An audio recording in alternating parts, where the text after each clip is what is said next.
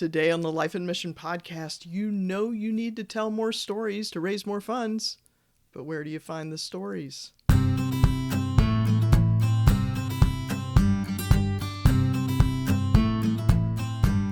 Storytelling and writing are essential skills for every nonprofit leader, every missionary, anybody that's got a vision and you're trying to share it. If you struggle to tell stories, you will struggle to fund your mission. So today we're going to look at 5 different things that you can do to really increase your story awareness and your ability to collect the right stories that you need to tell. Now, the hardest part of storytelling might be just recognizing the stories that are all around us and then developing the habit of collecting what you need to tell those stories in a compelling way. So we've talked about essential stories and we talk about transformation stories, and those are basically the core of your storytelling. Those are kind of the things that you do the most, right? But here's the thing, your essential stories, like your vision story and your founder's story, those are, you write them once and then you kind of do iterations, but once you've built them and you understand the components that you need for that, you have to keep telling them, but you don't have to keep writing them. You know what I'm saying? You don't have to keep reinventing them.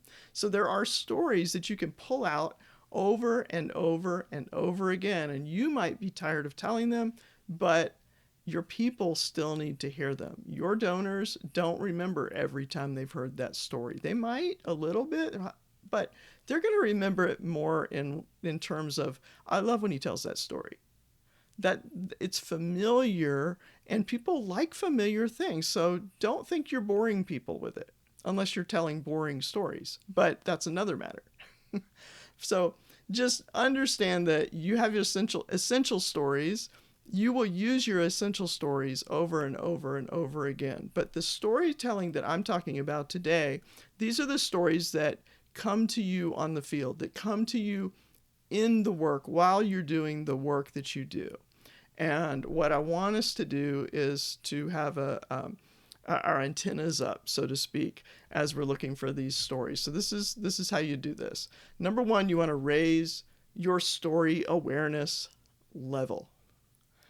How do we do that? Well, you're doing it right now, okay? We underestimate the power of storytelling, so we don't prioritize it. And even when we do prioritize it, or we think we're prioritizing it, if we don't have systems to collect those things and to then find the information when we need it, we won't have what we need when we sit down to write that newsletter or to send that email out or to talk to somebody. You might have a story in your head, but it gets jumbled over time. And because we don't have systems for capturing those stories and then turning them into content, we lose a lot of really good stories, or they lose details that would really help them to be more effective. It's hard because you're focused on the work, and a lot of times we don't pick up those details because we haven't tuned our eyes and ears into the types of details that will really help us in the storytelling. So you want to raise that story awareness level. Like, what do I need to tell this story? You'll begin to recognize what you need as you tell more stories. And so it kind of creates this cycle. Number 2, identify who is responsible for collecting or reporting your stories.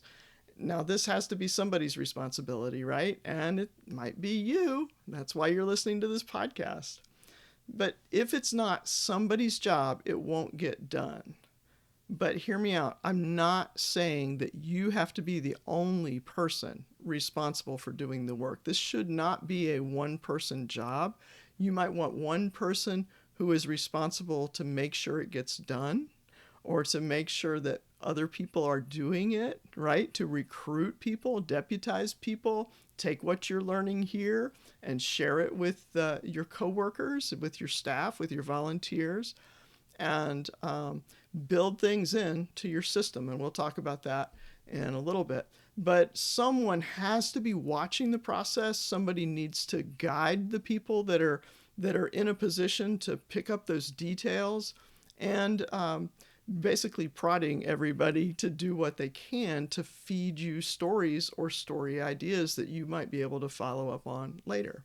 So it can be different people, it can be different locations. You can have someone on your team assigned to collect interviews at an event. So it may be a task you give someone on a one off basis, right, when you're doing something special. But just make sure that somebody at that event or at that activity has the job of, say taking pictures. Okay, well, what types of pictures do you need, right? How many times have you looked at your camera gallery and you thought, we took a lot of pictures, but I don't really see any that are going to really help us, right? That are going to really look nice with the story we need to tell. So you want to try and coordinate that, deputize people, show them what to do, share the results. You don't have to get all nitty gritty on them. Just give them some basic guidance and cut them loose, because people will sometimes surprise you also with their creativity and their ability to get great stories. So feel free to deputize people, but somebody's got to direct the operation. Number 3, identify the stories you already have. This is low hanging fruit. All right, go back through your old blog posts, your emails that you've sent, and find stories. Can you follow up on a story that you've told before? Can you give a little more of what happened next? Maybe you've written what we call an unfinished story. Is the story finished now? Follow up. What happened next? How did it end? How did it turn out? Especially if you asked people to give or to act in some way in order to impact that story. You had someone in a situation, or you had a situation that you were dealing with, and you asked people to help. Did you follow up on that? Did you give them the story of what happened when they helped? Because that's a great story. They need to know the impact that they had by acting on your request. There are other places that you can find stories. You might have stories hidden away in volunteer or staff orientation materials, training, webinars, things that you've done. Take videos that you've already made and get them transcribed and rewrite them a little bit and turn them into blog posts, or take your blog posts and turn them into videos or audio. You have different ways to kind of package your stories. And so you can find things if you're looking to fill your social media calendar, or you need to get an email out. Go look at some of the things that you've done before. And you also have things that you can just pull out and reuse. So you have things like your end of year email series, things like Christmas greetings, holiday greetings of all kinds. You can typically reuse them or just change them a little bit, maybe change an image out and update them a little bit, and you're good to go. So you don't have to put a lot of work into these things. So take that low-hanging fruit and run with it. All right, number 4, identify where your transformation stories come from. What do I mean by transformation story? I mean the change that your organization makes possible. Not just what do you do, but what is the change that happens when you do what you do. So you're not just saying, we went somewhere, like our organization, we go and we do mental health training seminars. And so we're in a location for a week. We're spending 40 hours with a group of people who are learning about mental health and counseling skills and all of those things. And, where does the change happen? Well, the change in the community that we really want to see as the end product of our work, it doesn't happen while we're there. So how do we get transformation stories? It's not that easy, right? And a lot of you are in that type of situation where the change is downstream from where you're working. Well, if you can identify where your transformation stories come from, or at what point the transformation actually happens, the end result that you're after, if you identify that, you can build in kind of story collection points along the way. Where can you build that into your system? In our case, like we do the training programs, we build in a little survey at the end of the course, and people share how it's affected them during the week, and that gives us some immediate feedback. And then we don't get to do this on all of our training, but we do try to get back with people and follow up with at least some of our participants and say, how are you using this? How are you able to apply what you learned in that seminar? And how is it changing the way you work? How is it affecting your community? And they share with us. We have doctors that have trained their staff to listen to the full story, kind of get the full picture of what's going on with somebody, and they've been able to identify some ways to intervene and help people.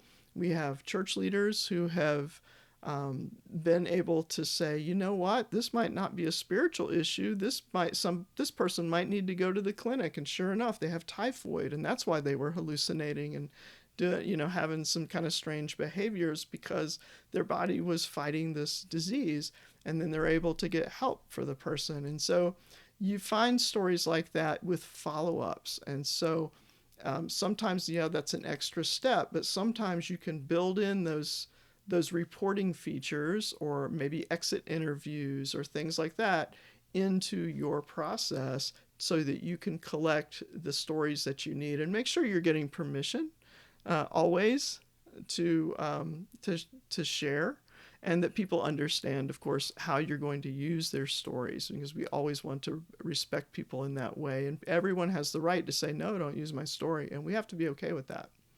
But identify where those stories, at what point that transformation is happening, and so that you can pick up those stories at that point. And number 5, the last tip for today, is to identify the stories that you're going to need to tell. A lot of times if you're just looking in general for general stories, you're going to tell kind of general stories, and they're not going to have quite the impact that they could have. So you have stories that I call them forgotten stories. A lot of times we forget that we have to tell certain types of stories over and over again. We talk a lot about those transformation stories because they are kind of the backbone of nonprofit storytelling. But we also have to tell the stories that move people along the different levels of awareness, right? You have people that don't understand the problem, so you need stories that illustrate what is the problem. And then you have people that they understand there's a problem, but they're not really sure what's a solution for this. Is there a solution for this? And so you tell stories that illustrate the solution for where you illustrate the solution for the problem. Then you can tell stories of why you take a particular approach to the problem, where you're kind of setting yourself apart, right, among all the other groups that are trying to solve this problem. And you also need to tell stories that show people behind the scenes how you do what you do, or why you do things a certain way. Things like that. Get to know your staff, your volunteers, get to know the culture, get to know the situation, kind of give people that big picture view of why we do what we do, it plays back into your vision story, but it's another way to talk about your vision. So you have all of these types of stories that we often forget to tell because they're so familiar to us. We already know this. We understand every day that there's a problem. We understand every day that there's a solution. We understand every day what we do. But the people you're talking to don't know those things. So we have to tell stories that explain those things. So don't miss those stories. And those are the types of stories that you can brainstorm ahead of time. You can maybe go back and find all the key players in those processes, and you can do a lot of storytelling that's not in the heat of doing the work, right? You can maybe batch those in a slow time of year, or things, if you have one, and things like that. And so it makes it easier to plan out your storytelling. And then okay, we need to explain why we do what we do, maybe 3 or 4 times a year at least, So those can be stories. Again, you make them and you can put them into a rotation and then update them every so often. But that will lighten the load of your storytelling and you're having to hunt and find new stories and do all of that work. So I hope that helps. This is the Life and Mission Podcast. I'm Kay Helm, and I have a course that you might be interested in. It's called Mission Writers. Writer, like WRITERS. Writers, Mission Writers. And you can go to missionwriters.org and get more information on that course. I will teach you about storytelling, the types of stories you need to tell. And you know what? That writing thing, it's a skill you can learn. So don't worry about that. We got you covered. Until next time, I'm Kay Helm. This is the Life and Mission Podcast. Find your voice, tell your story, change the world.